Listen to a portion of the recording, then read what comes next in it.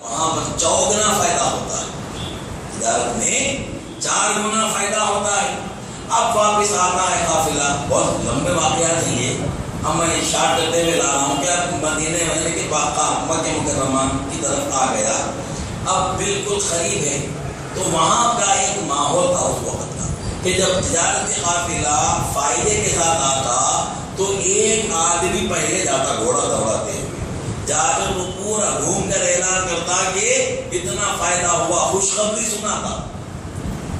تو وہاں پر وہ قافلے میں نبی کریم صلی اللہ علیہ وسلم کہ جب کہ آپ تمام صفات کو، تمام اداؤں کو دیکھا گیا تو قافلے کا ہر شخص آپ کا منتقد ہو گیا، آپ کی تعریف کرنا شروع کیا۔ تو وہ سب نے کہا کہ یا محمد صلی اللہ علیہ وسلم آپ تشریف لے جائیں اور یہ خوشخبری کا پیغام آپ ہی سنائیں۔ تو نبی پاک صلی اللہ علیہ وسلم گھوڑے پر سوار ہیں، تشریف لا رہے ہیں گھوڑا دوڑاتے ہوئے، اور اس وقت بھی اتفاق کہ حضرت خدیجہ رضی اللہ تعالیٰ عنہ بالکنی میں ہی ہے، بالا خانے میں ہی کھڑی ہیں۔ تو آپ دیکھ رہی ہیں، کیا دیکھ رہی ہیں کہ نبی کریم صلی اللہ علیہ وسلم تشریف لا رہے ہیں گھوڑے پر دوڑتے ہوئے، اور جوں وہ سواری آپ کی آگے آ رہی ہے، آپ دیکھ رہی ہے کہ ابر کا ٹکڑا بھی دوڑ رہا ہے، ابر کا ٹکڑا بھی دوڑ رہا ہے، گھوڑے کے ساتھ دوڑ رہا ہے۔ جب آپ چل کر آ رہے تھے تو وہ ادب کے ساتھ چل رہا تھا، اور جب دوڑ رہے ہیں تو بادل کا ٹکڑا بھی دوڑ رہا ہے اور آپ کو دھوپ سے محفوظ کر رہا ہے۔ یہ دیکھنے کے بعد آپ حضرت خدیجہ رضی اللہ تعالیٰ عنہ نکاح کا پیغام دیتی ہے نبی کریم صلی اللہ علیہ وسلم، خود نبی کریم صلی اللہ علیہ وسلم کو دیتی ہے۔ تو آپ علیہ السلام فرماتے ہیں وہاں پر کہ یہ بات میرے چاچا کریں گے، حضرت ابو طالب علیہ السلام۔ آج کل اس معاملے پر بھی بہت بحث ہو رہی ہے کہ ابو طالب یہ کیا تھے، یہ فلاں تھے، یہ ایمان پر نہیں تھے۔ قدرو اللہ سے ڈرو، کب تک ایسی باتیں افواہیں پیدا کر رہو گے؟ البتہ اس میں علماء کا اختلاف ہے، تو اختلافی چیزوں میں پڑھنے کی ضرورت نہیں ہے۔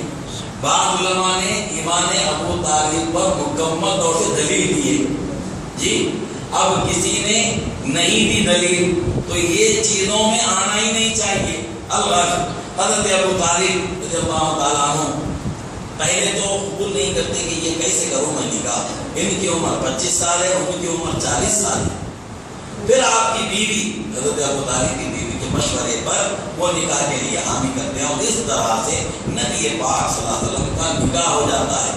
نکاح ہونے کے بعد حضرت خدیجہ رضی اللہ تعالیٰ عنہ کے پاس جتنا مال تھا وہ سب کا سب نبی کریم صلی اللہ علیہ وسلم کو دے دی، تمام باندیاں، غلام، سب، اور تمام اہل قریش میں یہ اعلان کرتی ہیں آپ کہ میں اپنی رضا و رغبت، اپنی خوشی اور اپنی مرضی سے یہ محمد صلی اللہ علیہ وسلم کو دیتی ہوں تحفۃ۔ اب یہ جو چاہے کرے۔ اب آقا کیا کریں گے اس کا؟ اور کرے ارے آقا کا تو یہ عالم، مال غنیمت آتا تو اس وقت تک گھر تشریف نہ لے جاتے جب تک کہ وہ تقسیم نہیں ہو جاتا جی۔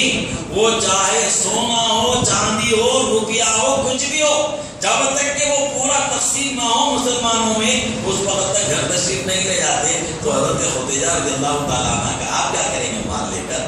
وہ پورا مال تو آپ وہاں پر فرماتے ہیں کہ خدیجہ کیا تم چاہتی ہو، تم اجازت دیتی ہو کہ میں اسے اللہ کے نام پہ دے دوں؟ تو حضرت ام المؤمنین قربان جائیں خدیجہ رضی اللہ تعالیٰ عنہ پر آپ بتائیے صاحب کون سی ایسی بیوی ہے کہ جو اپنے مال کو اللہ کے راہ میں دینا چاہیے پورا؟ نہیں۔ اگر کہے کہ آج تو ایسا ہے، ارے بھائی وہ تمہارے سونے کی گولڈ کی زکات جو ہے تم نکالو، یہ سال ذرا میرے پاس پیسے نہیں، اگر شوہر کہے تو 3 دن تک لڑائی ہوگی، زکات تم نکالنا، پہلے وہ زکات یہ نکالے بیچارہ نہیں۔ اسی لیے تو کہتے ہیں کہ شوہر خسران میں ہمیشہ خسارے کا، گھاٹے کا ہوتا ہے بیچارے کے ساتھ۔ تو فرماتے ہیں کہ زکات کے لیے اگر کہے کہ بھائی تمہارے گولڈ کا، تمہارے مال کا تم ہی نکالو، اگر کسی کے پاس اگر کوئی شوہر اپنی بیوی کی طرف سے زکات دے دے تو ادا ہو جاتی ہے۔ اگر شوہر کہے میں نہیں دوں گا تو وہ بیوی دینا زکات۔ اب مسئلہ یہ ہے کہ بیوی پیسہ کہاں سے لائے، تو پیسے کی ضرورت نہیں ہے، جتنا گولڈ ہے نا وہ گولڈ میں جتنی زکات نکلتی ہے اتنا سونا خیرات کرتے۔ تو یہاں پر کون سی ایسی عورت ہے کہ جو اپنا مال قربان کرنے کے لیے تیار ہوگی. ارے صحیح زکات نکالنے کے لیے راضی نہیں ہے عورتیں اپنے مال سے. شوہر دے تو زکات بھی نکال کے ارے وہ فلاں کو بھی دینا ہے, ارے نکال دیے زکات, نہیں تھوڑے اور پیسے بھی دے تو ثواب ملنا. شوہر کے پیسوں سے ثواب چاہیے, خود کے پیسوں سے نہیں چاہیے. اللہ ہدایت دے ہماری یعنی کہ عورتوں کو بھی نیک کام, بھلائی کے کام, سخاوت کے کاموں.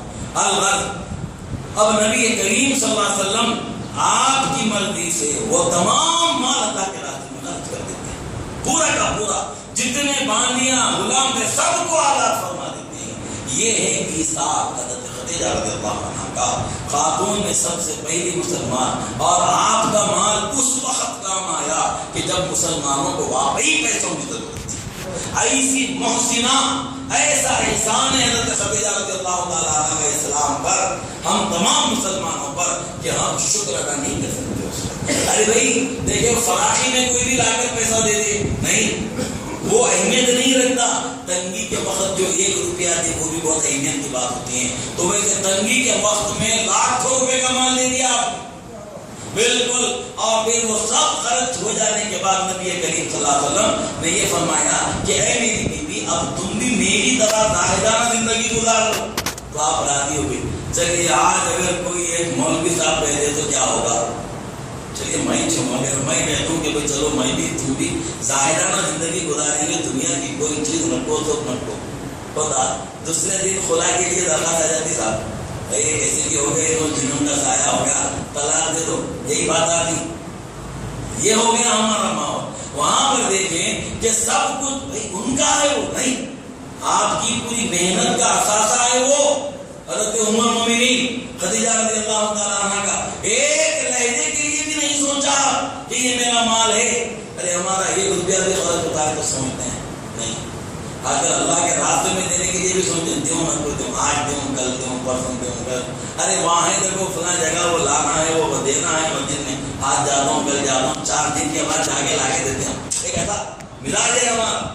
لیکن وہاں پر دیکھیے 1 سیکنڈ کے لیے نہیں سوچیا, پورا کا پورا دے دیا. تو یہ شان ہے. تو ایسے وقت آپ نے مال خرچ کیا جہاں پر مال کی سخت زیادہ ضرورت تھی. تو ایسی محسنہ ایسا احسان ہے. اور 10 رمضان المبارک یعنی کہ کل آپ کا وصال, اور نبی پاک صلی اللہ علیہ وسلم کے حین حیات آپ کا وصال ہوا, اور صرف حضرت ابراہیم رضی اللہ تعالیٰ عنہ کے علاوہ جتنی اولاد ہے وہ سب حضرت خدیجہ رضی اللہ تعالیٰ عنہ ہی سے ہیں, باقی کسی ام المؤمنین سے کوئی اولاد نہیں جی. تو یہ جو بات ہے ہم غور کریں کہ ام المؤمنین خدیجہ رضی اللہ تعالیٰ عنہ کا یہ مقام مرتبہ نبی پاک صلی اللہ علیہ وسلم نے خود آپ کی قبر شریف بنائی, اور پھر اس وقت تک دوسرا نکاح نہیں کیا جب تک کہ آپ زندہ تھی. آپ کے وصال کے بعد ہی نبی کریم صلی اللہ علیہ وسلم نے دوسرا نکاح کیا اور بھی نکاح کیے. تو ہمیں یہ اہل بیت اطہار کی جو ماں ہیں ان کی خدمات کو ہمارا سلام ہے. اللہ رب العالمین ان کے درجات کو بلند فرمائے, اور ان کے صدقے میں الہ العالمین ہم پر سلامتی عطا فرمائے, ہمارے دینی دنیا کی اخروی تمام کاموں میں برکت عطا فرمائے. الحمدللہ.